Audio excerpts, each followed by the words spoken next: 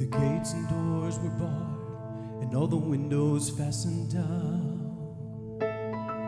I spent the night in sleeplessness and rose at every sound, half in hopeless sorrow and half in fear the day would find the soldiers breaking through to drag us all away.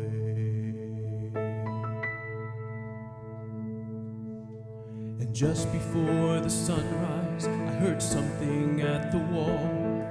The gate began to rattle and a voice began to call. I hurried to the window and looked down into the street, expecting swords and torches and the sound of soldiers' feet.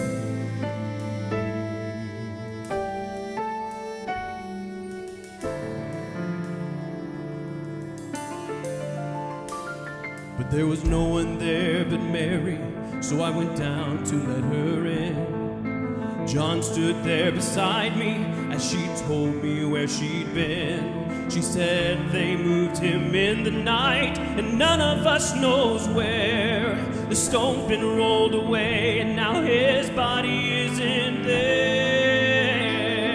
We both ran toward the garden, then John ran on ahead.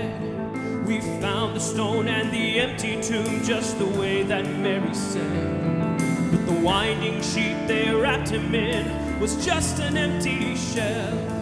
And how or where they'd taken him was more than I could tell.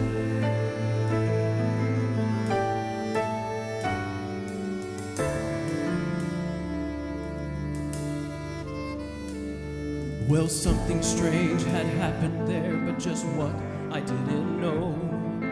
John believed a miracle, but I just turned to go. Circumstance and speculation couldn't lift me very high, 'cause I'd seen them crucify him, and then I saw him. Then I saw him die.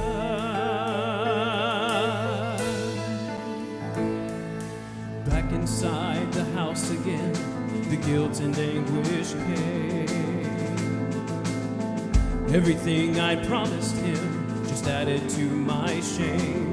When at last it came to choices, I denied I knew his name.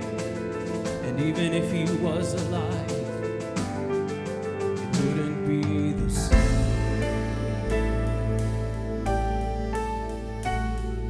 But suddenly the air was filled with a strange and sweet perfume. Light that came from everywhere drove shadows from the room. Jesus stood before me with his arms held open wide, and I fell down on my knees and I just clung to him.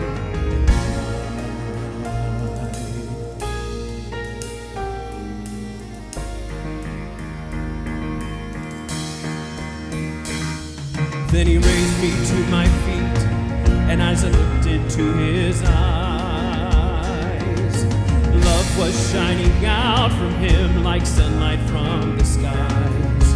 Guilt and my confusion disappeared in sweet release, and every fear I ever had just melted into